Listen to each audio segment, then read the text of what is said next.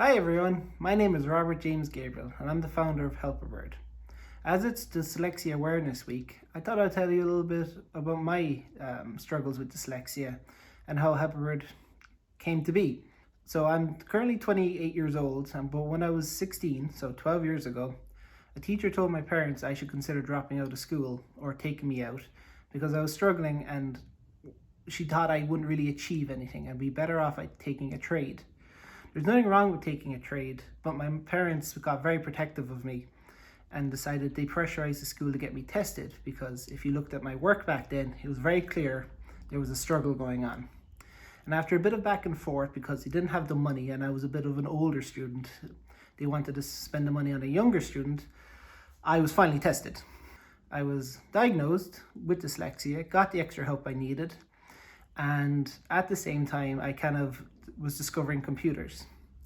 My grades started improving, I got more interested in school, I started doing science competitions, and had a wonderful support teacher who was also very helpful.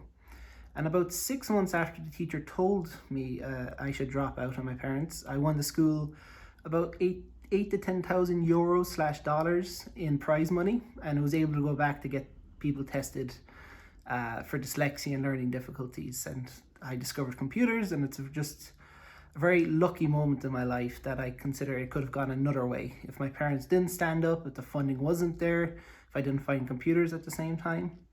So then if we flash forward to a couple of years later, I'm in college, I do an internship, I decided to build something for my first month at a place called Teamwork.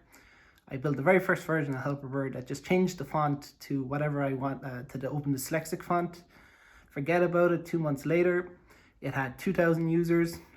We'll jump forward quite a bit later. This now has 20,000 users. I was feeling a little bit burnt out. I decided to take a sabbatical, which is taking a break from work. And during that time, I decided to work on Helperbird full time, and it's now grows to 610,000 users as of last week, and helping people all over the world with their learning difficulties. And I just look back at that moment when I was 16, that if I didn't get the help, that my life would be completely different. And that's what Helperbird is about helping students and individuals to unlock their full potential.